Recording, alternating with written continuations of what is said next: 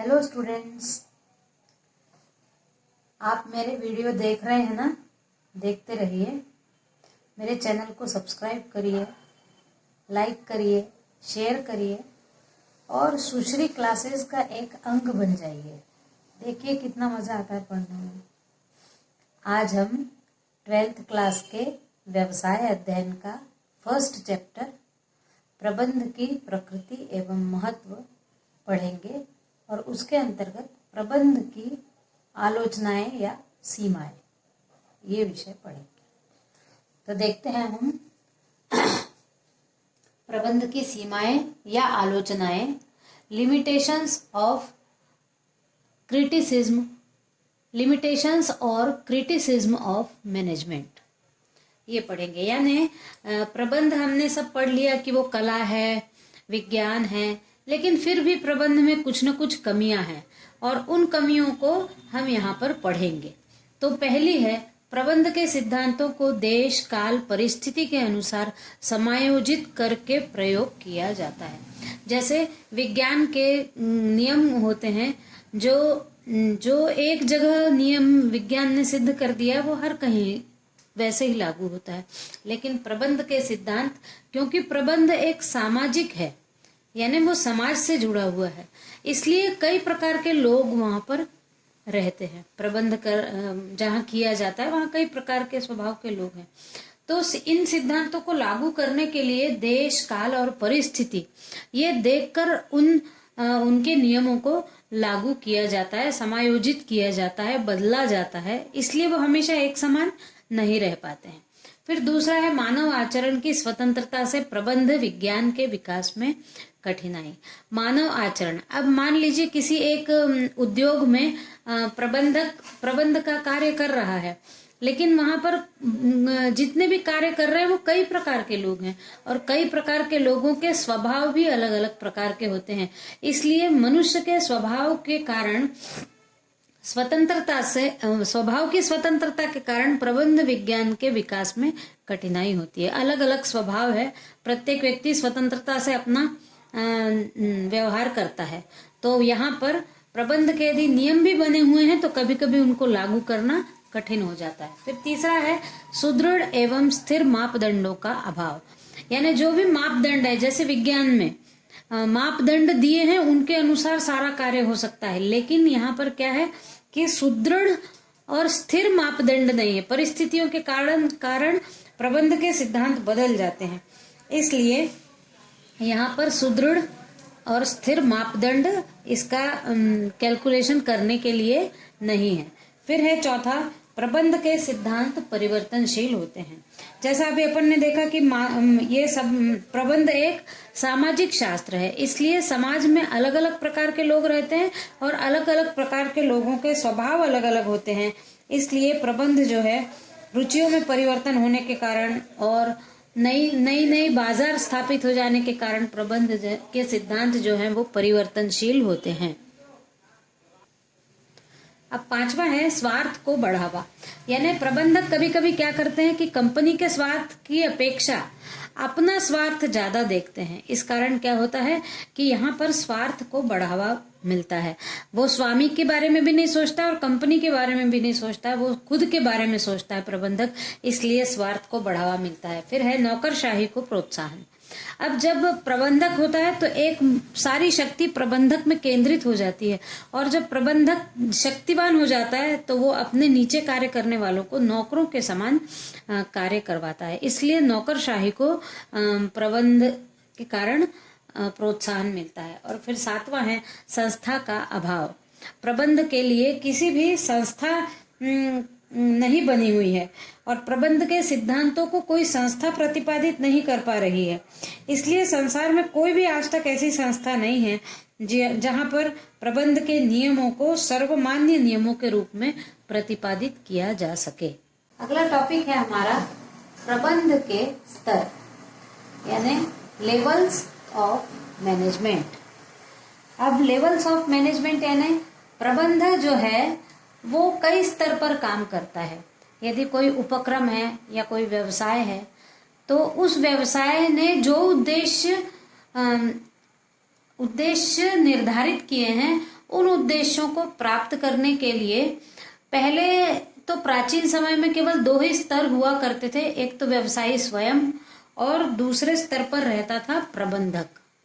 लेकिन अब जैसे जैसे ज्यादा फैलता चला जा रहा है, व्यवसाय भी बड़े बड़े होने लगे हैं, तो अब ये 3 स्तर पर होता है। प्रबंध के 3 स्तर हैं, क्योंकि कार्य बढ़ जाने के कारण उनको देखने वाले लोगों की संख्या को भी बढ़ाना आवश्यक हो गया। इसलिए ये जो प्रबंध का कार्य है ये 3 स्तर पर देखा जाता है। तो प्रबंधक सब एक जगह, एक अकेला प्रबंधक बड़े व्यवसाय में हर स्तर पर ध्यान नहीं दे सकता। इसलिए वो क्या करता है कि अपने नीचे कुछ लोगों के लिए अधिकार दे दिए जाते हैं और उन अधिकारों का उपयोग करके वो अपने निचले स्तर पर कार्य कराते हैं। तो आप यहाँ देख रहे होंगे कि जो प्रबंधक है या प्रबंध का कार्य है, वो प्रबंध, ये जो कार्य है वो 3 स्तर पर किए जाते हैं। आप ये देख रहे हो, ये पिरामिड के समान आकृति बनी हुई है। तो ये जो पिरामिड जैसा चलता है ये उच्च स्तरीय प्रबंध है। सबसे ऊपर वाले लोग, सबसे महत्वपूर्ण लोग किसी भी व्यवसाय के लिए उच्च स्तरीय प्रबंध के अंतर्गत आते हैं। और इसमें आते हैं संचालक मंडल, यानी उस पूरे व्यवसाय या उद्योग या उपक्रम को संचालित करने वाले मुख्य कार्यकारी अधिकारी, मुख्य रूप से कार्य करने वाले चेयरमैन, प्रबंधक, संचालक और मुख्य प्रबंधक। ये उच्च स्तरीय प्रबंध के स्तर पर इन अधिकारियों को रखा जाता है। इसको टॉप लेवल मैनेजमेंट कहते हैं। अब दूसरे स्तर पर है मध्य स्तरीय प्रबंध। मध्य स्तरीय प्रबंध में विभागीय प्रबंधक, उप विभागीय प्रबंधक आते हैं और इसे मिडिल लेवल मैनेजमेंट कहते हैं। यानी क्या होता है, मैं और तीसरा बताती हूँ फिर समझाती हूँ। निम्न स्तरीय प्रबंध, इसमें पर्यवेक्षक और फोरमैन आते हैं, इससे कहते हैं लोअर लेवल मैनेजमेंट। और अंत में यहाँ पर है प्लेटफॉर्म क्षेत्र। प्लेटफॉर्म क्षेत्र के अंतर्गत श्रमिक या अप्रबंधकीय सदस्य, यानी जो प्रबंध के किसी भी स्तर पर नहीं है, ऐसे लोग श्रमिक और मजदूर प्लेटफॉर्म क्षेत्र पर आते हैं। अब उच्च स्तरीय लोगों का कार्य है, उच्च स्तरीय प्रबंध के अंतर्गत ये सारे पद वाले लोग आते हैं। संचालक मंडल, मुख्य कार्यकारी अधिकारी, चेयरमैन, प्रबंधक, संचालक और मुख्य प्रबंधक, ये लोग आते हैं। और इनका ये काम है कि ये अपने जो नीचे वाले लोग हैं, ये मध्य स्तरीय लोग हैं, ये मध्य स्तरीय लोग इनको भी संतुष्ट करते हैं और ये मध्य स्तरीय लोग इनको, नीचे वालों को भी संतुष्ट करते हैं। तो इनको देखते हुए, निम्न स्तरीय प्रबंध को देखते हुए मध्य स्तरीय प्रबंध वाले जो निर्णय लेते हैं, उन निर्णयों को जांच पड़ताल करके लागू करना, निर्णयों को बनाना, कौन सी नीतियां अच्छी होगी, इन सब के बारे में कार्य करने का कार्य उच्च स्तरीय प्रबंध को होता है। हम अभी इनके कार्य विस्तार से बाद में पढ़ेंगे, अभी एक शॉर्ट में आपको समझा दे रही हूँ। उसके बाद अगला है मध्य स्तरीय प्रबंध। तो मध्य स्तरीय प्रबंध वाले लोगों को इनकी बातों को लागू करने का कार्य करना होता है। यानी निम्न स्तरीय प्रबंध वाले लोग कार्य करेंगे और उनके ऊपर ध्यान देंगे मध्य स्तरीय प्रबंधक, और मध्य स्तरीय प्रबंधकों पर ध्यान देंगे उच्च स्तरीय प्रबंधक। तो उच्च स्तरीय प्रबंधकों द्वारा बनाई गई नीतियों को मध्य स्तरीय प्रबंधक, इनको भी कुछ अधिकार प्राप्त होते हैं। कहीं कहीं तो छोटे छोटे जगहों पर छोटे व्यवसाय होंगे तो मध्य स्तरीय प्रबंध के द्वारा ही उसको प्रबंध कर लिया जाता है, उच्च स्तरीय प्रबंध की आवश्यकता नहीं होती। लेकिन जो बहुत बड़े बड़े उपक्रम हैं, बहुत बड़े बड़े उद्योग हैं, उनके लिए उच्च स्तरीय प्रबंध की आवश्यकता होती है। और जब ये इनकी नीतियों को मध्य स्तरीय प्रबंधक निम्न स्तरीय प्रबंधकों के माध्यम से काम करवा लेते हैं।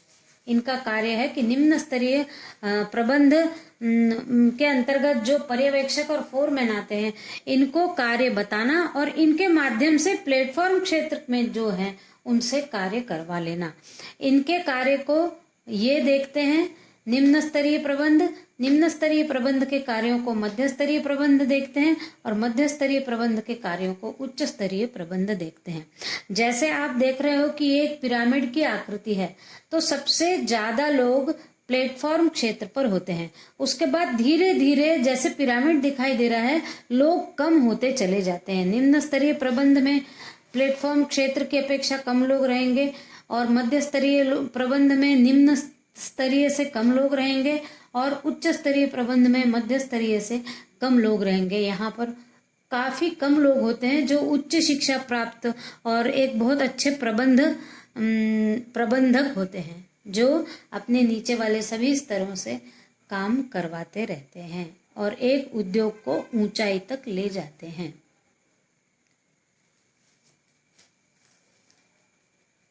आज के वीडियो में इतना ही। Thank you.